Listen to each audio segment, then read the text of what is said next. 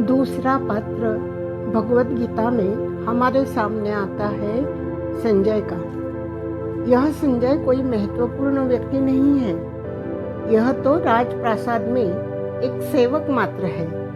इस संजय की सर्वसाधारण व्यक्ति होने के बाद भी एक विशेषता है, इसे एक सिद्धि प्राप्त है, जिस सिद्धि को दूरदृष्टि कहते हैं। मानो यह संजय दूरदर्शन संच बना हुआ है। इसका तो नाम भी महाभारत में या गीता ग्रंथ में ना होता अगर इसे यह दिव्य दृष्टि वाली सिद्धि प्राप्त न होती। यह सिद्धि उसके कमाई का जरिया है। महल में बैठकर कुरुक्षेत्र का सारा आंखों देखा हाल धृतराष्ट्र को सुनाने के काम पर वह नियुक्त है, किंतु प्रतीत होता है संजय को कोई खास लगाव अपने मालिक से नहीं है। शुरू में तो वह अपनी ओर से कुछ बता ही नहीं रहा। संजय को मन से लगाव श्री कृष्ण से है, पर्याय से पांडवों से है। श्री कृष्ण पांडव पक्ष में है, सो संजय भी मन से पांडव पक्ष से है। नौकरी के चलते वह निष्पक्ष भाव से हाल सुनाने की चेष्टा करता है।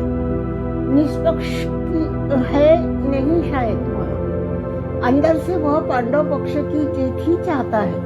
तभी तो अपने द्वारा सुनाए पहले वर्णन में वह पांडव पक्ष की बढ़ाई करते हुए बता रहा है कि वहाँ कौन कौन है।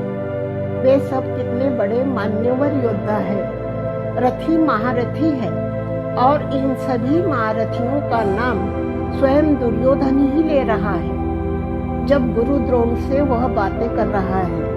हालांकि तदनंतर वह अपने पक्ष के महायोद्धाओं की नामावली भी सुनाता है।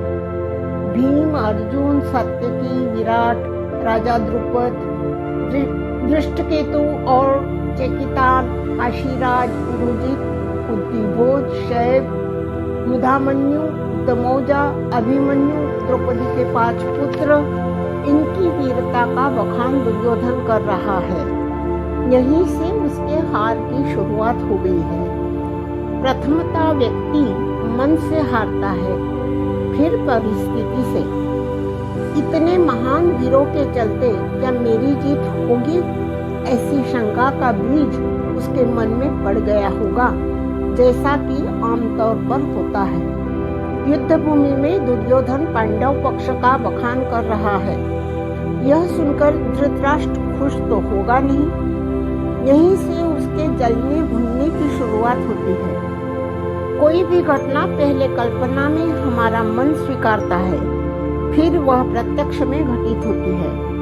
इसीलिए तो कहा जाता है, अच्छा सोचो तो अच्छा होगा। अपने विजय की सोचने के पहले वह पांडव पक्ष की वीरता गिनाता है। कृपाचार्य को तो यह बात पहले से ही पता है, फिर भी यह बताता है, मानो अपने मन को की शंका को प्रक्षेपित करता है। पश्चात वह अपने पक्ष के वीरों की गिनती सुनाता है, मानो स्वयं को जता रहा हो कि उसे चिंता करने की जरूरत नहीं है।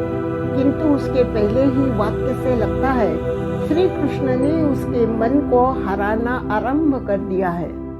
भले ही वह कह रहा हो कि उसके पक्ष में पितामह भीष्म, द्रोणाचार्य, कृपाचार्य, कर्ण, अश्वत्थामा, विकर्ण, सोमदत्त आदि अनेक बाहुबलियों के नाम गिनाते हुए भी उसका स्वर दबा हुआ सा लगता है।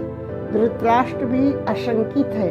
वह प्रतिपक्ष की प्रशंसा सुनना नहीं चाहता, किंतु संजय उसे वही सुनाता है। आमतौर पर वही घटित होता है जो हम नहीं चाहते, और हमारे जख्मों पर नमक डालने का काम हमारे कहे जाने वाले ही करते हैं, और वो भी तत्परता से करते हैं, जैसे इस वक्त संजय कर रहा है। फिर भी चाहे जो हो, गीता हम तक इस संजय की ही वजह से आई है। अर्जुन के बाद वो ही, यानी यह संजय ही दूसरा आदमी था जिसने प्रत्यक्ष भगवान के मुख से गीता का अमृत रसपान किया।